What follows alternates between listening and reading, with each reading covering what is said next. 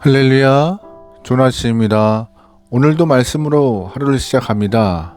슬기로운 아침 시간 예레미야 52장 말씀입니다. 예레미야 46장부터 51장까지는 열방에 대한 하나님의 심판을 보여주고 있습니다.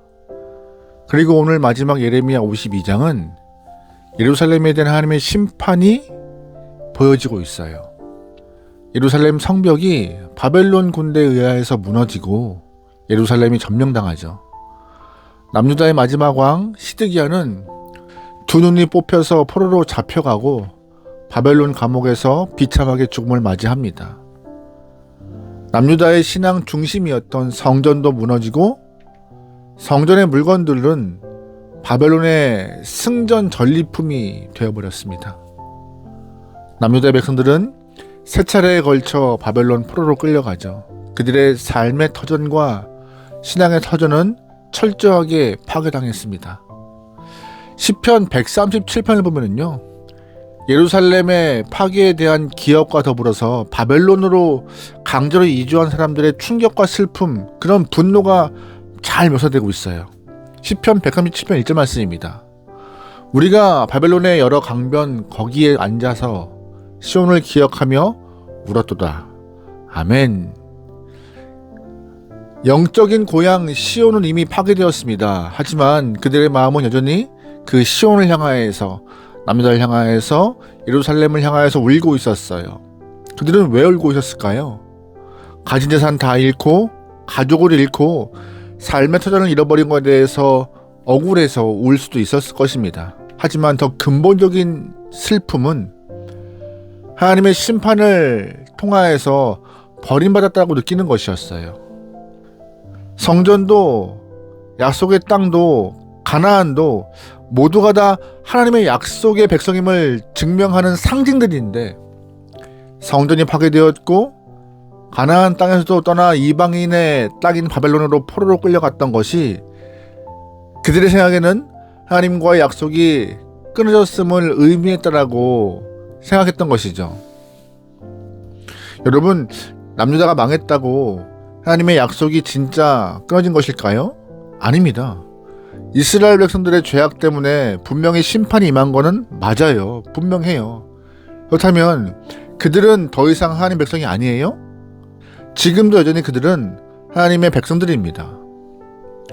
이 문제를 우리의 삶에 좀 적용해 볼게요. 우리가 예수님을 믿고 구원받은 이후 하나님 백성이 되었습니다. 그 이후에 우리의 삶엔 죄에서 완전히 멀어졌을까요?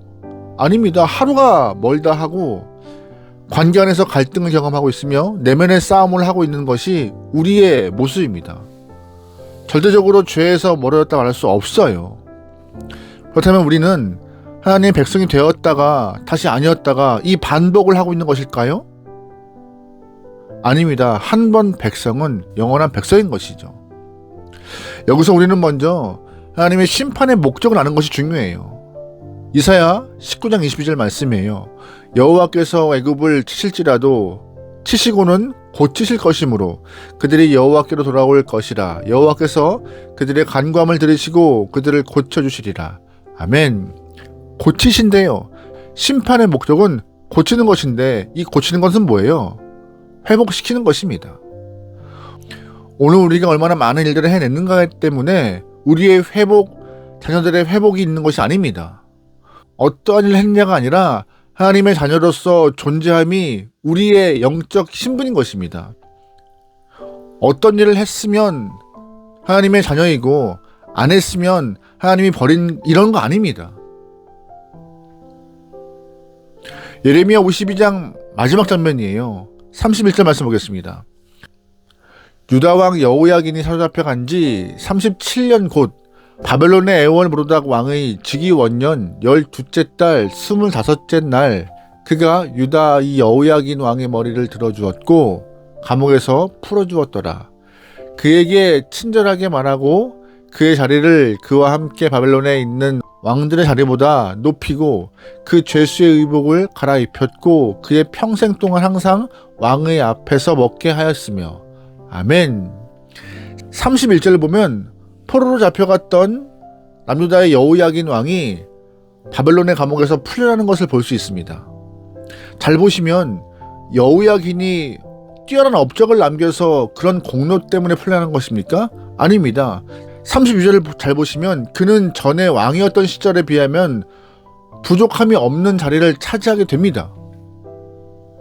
또한 33절 보면은요, 그는 더 이상 죄수의 옷을 입지 않고 있고 평생 동안 왕과 함께 식사할 수 있는 영광을 누리고 있어요.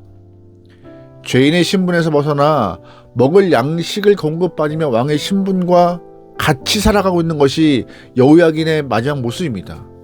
그의 신분은 완전히 회복되었어요. 그는 더 이상 죄인이 아닌 것이죠. 파괴된 성전이 회복되어서 신분이 회복되었을까요? 아닙니다. 빼앗긴 약속의 땅을 되찾아서 죄인의 신분에서 벗어났습니까? 아닙니다. 여호야긴 왕의 상황은 변함없었어요. 그가 구원받고 하나님의 자녀로 회복을 경험한 것은 전적으로 하나님의 은혜인 것입니다. 그가 무언가 잘해서 얻은 것이 아니었어요. 하나님이 허락하신 은혜인 것이에요. 회복에 대한 희망은 심판을 통하여 주어지는 값진 구원의 은혜인 것입니다. 하나님께서는 예레미야 31장 30절에 이미 새 언약에 대해서 약속하셨습니다. 예레미야 31장 30절 말씀입니다. 그러나 그날 후에 내가 이스라엘 집과 맺을 언약은 이러하니 곧 내가 나의 법을 그들의 속에 두며 그들의 마음에 기록하여 나는 그들의 하나님이 되고 그들은 내 백성이 될 것이라. 여호와의 말씀이니라. 아멘. 하나님의 약속은 예수 그리스도를 통해서 사람들에게 새롭게 주어졌어요. 하나님께서 우리에게 원하시는 것은 무엇을 하는가 여기 아닙니다. 그냥 하나님의 자녀로 존재하는가 여기에 포커스가 있는 것이고 여기에 더 관심을 갖고 계신 것입니다. 예루살렘 성전과 가나안처럼 보여지는 것 때문에 우리의 기쁨과 슬픔이 반복되지 않게 소망합니다. 자녀의 성공이 우리의 기업 아닙니다. 인간관계의 회복이 우리의 기업 아니에요. 가족의 평화와 직장 안에서의 성공이 우리가 누려야 할 기업이 아닙니다. 우리가 누려야 할 기업은 바로 예수님 그 자체인 것입니다. 그리스도의 법을 마음에 새기고 그것을 우리의 삶의 기업으로 삼기 바랍니다. 그래야 우리의 삶이 주 안에서 형통해져요. 그리스도를 통하여 주어진 값없는 하나님의 구원의 은혜를 삶에서 누리기 소망합니다. 하나님의 자녀로서 정체성과 존재함이 바로 서게 되면 무너진 예루살렘 성전과 약속의 땅은 자연스럽게 우리의 기업으로 회복되는 것이에요. 예수님을 통해 주어졌던 그런 진정한 회복의 은혜를 오늘도 누리며 주 안에서 주님과 아름다운 간교로 살아갈 수 있는 귀한 여러분들이면 좋겠습니다. 언제나 주님을 향하여서 마음을 다할 수 있는 하나님의 귀한 영혼 되기를 주님으로 축원합니다. 아멘. 기도하시겠습니다.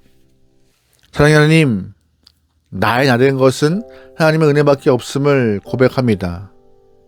주의 은혜를 잊지 않고 언제나 감사할 수 있는 귀한 영혼 되게 인도하여 주십소서. 주님 때문에 웃습니다.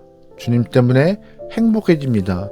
주님 때문에 우리의 삶에 감사가 마르지 않는다는 고백이 모든 영혼들의 삶에 임하도록 역사하여 주시옵소서. 매 순간 주와 함께 손잡고 믿음의 승리를 하게 나오니 주님이시여 우리와 동행하여 주십소서. 모든 걸 맡기오며 예수님의 이름으로 기도합니다. 아멘.